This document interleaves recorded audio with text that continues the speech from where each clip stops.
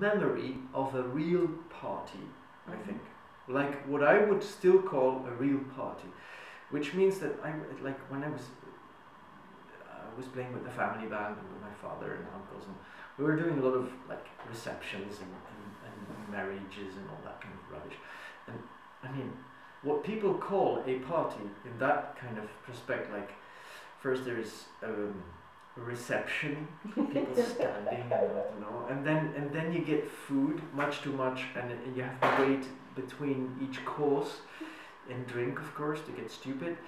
And then when finally all the food is finished, and suddenly there's this DJ coming up and loud music, and then kind of that seems to be the party, you know, like, and people are supposed to have fun.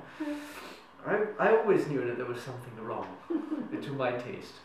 And when the very first time I met Sasha's grandma, who was from Poltava, from Ukraine, but she had been living in Belgium since 50 years. She was singing my godfather's child, who was then 2 months old, to sleep. Yeah. And I took my guitar and started accompanying her while she was singing. And this kind of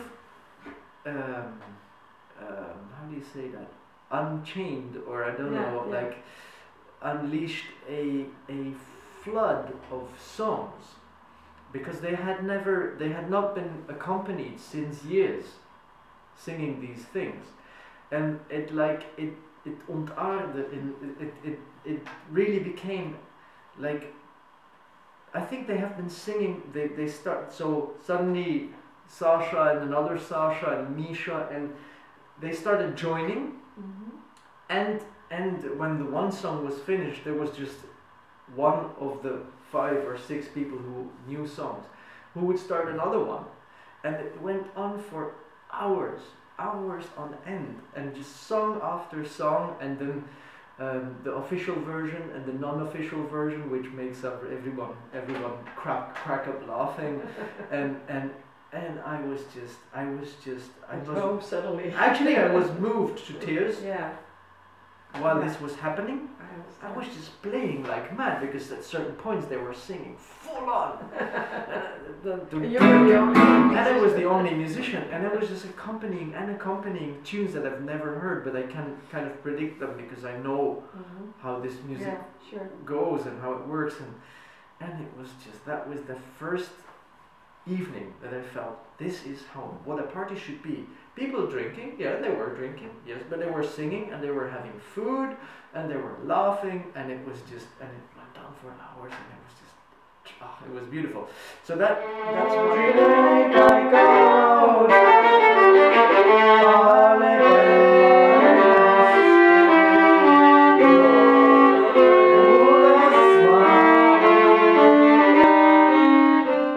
quite the same period, but then Hungarian I was not learning.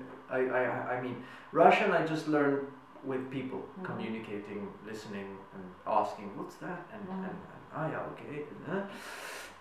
Hungarian I really had a language course, like a book, and a very good one. And after I struggled through from lesson 1 to lesson 11 on my own. There were 15 lessons, and then I had too many questions piled up, and I had to find a teacher. And I took lessons for 1 year, every Tuesday, I think. I don't remember precisely. It's like 21, 22.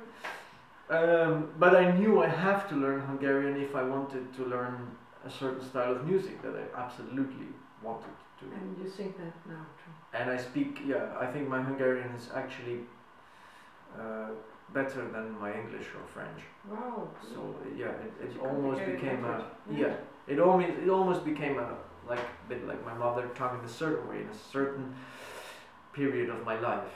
because I had been, of course, at a certain point I was together with a Hungarian lady, and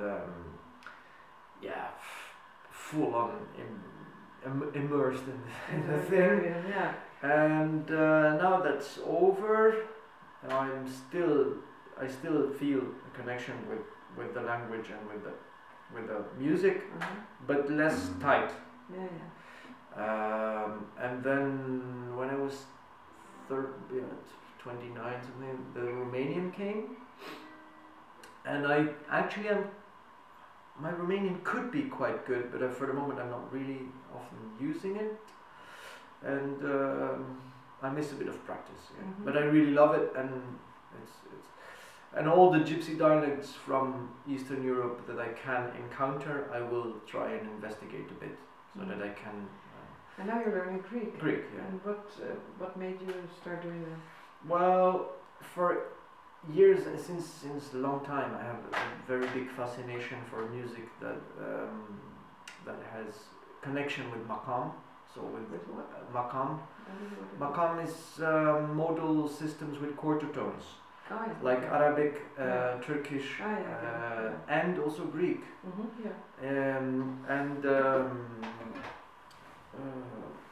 Now I'm lucky enough to have met Dimos Vujukas, who is a Greek accordion player, a very nice chap, who lives in Brussels now, has been living in Brussels since 3 or 4 years, and we have a trio together. That's the guy who was playing yesterday? Yeah.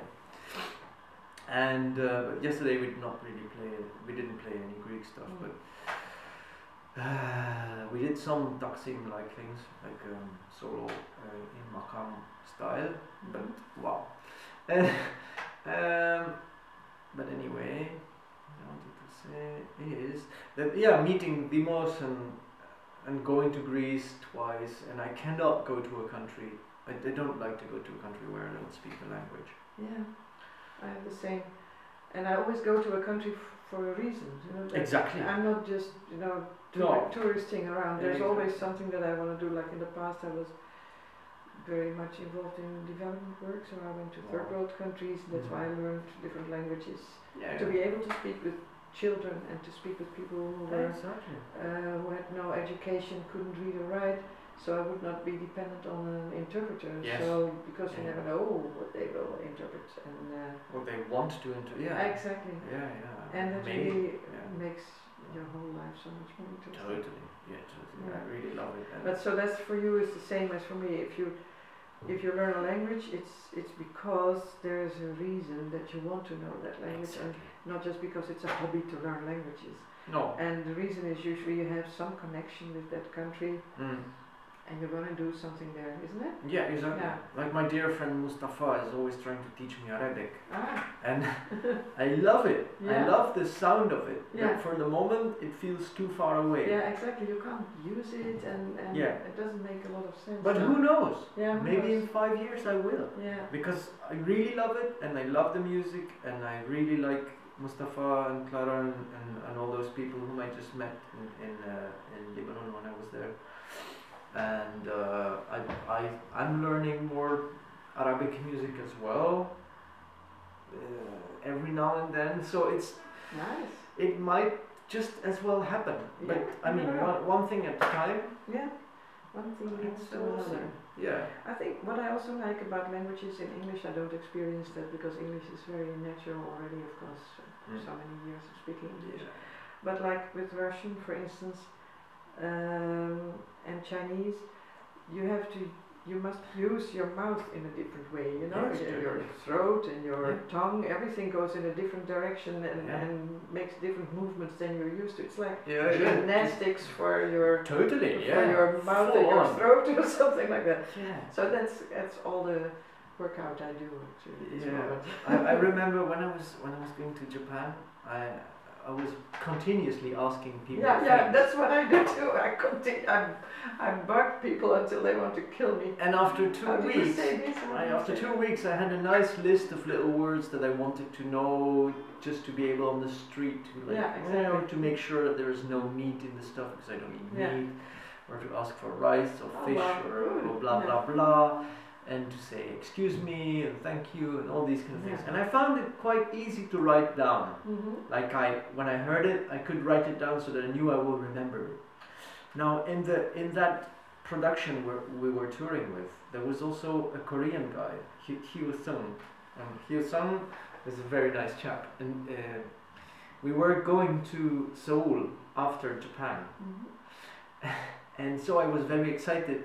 And went to Hyo-sung. I was really thinking like, I'm just going to write down the same list as I had in Japanese, so that I can be kind of as mobile as possible. Yeah. And just the first word he said, I was like, how the bloody hell am I going to write this down? How? What was it? What sound? Like what's yeah, exactly. The sound. How can I produce? How can I? There's no letters for these sounds in our like how, like for example. Anyway, like in Japanese, for example, you can say nikunashi, which is without meat. Yeah. That makes all sense, apparently. Yeah. But in Korean, you would have to say I am vegetarian. 나는 채식주의자. Go ahead, write it down. Is Korean a tone language too, like Chinese? Not really, I think. I don't think it is. But it has, of course, it's quite important to know that. It has it has a specific intonation, but I don't think the words change. The signification of the words change. The meaning of the words doesn't change. No, I don't think so. Can you say that again? It was sound good. 나는 채식주의자. Good. I have no idea how it works. No. 나는 is I think, if I remember well. Well, yeah, but it's beautiful, and they have these sounds like, what was it? Top, like they're like.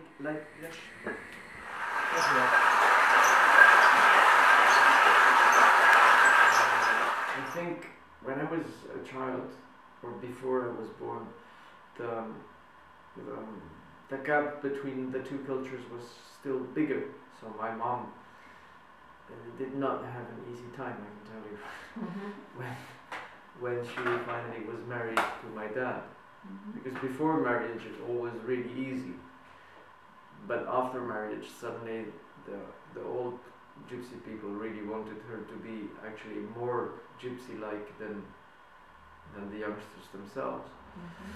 And one can clearly see that, because now everything has changed, and the way they clothe and the things that they accept they're much less strict about things. On the other hand, that also means that they lose a big part of their identity. And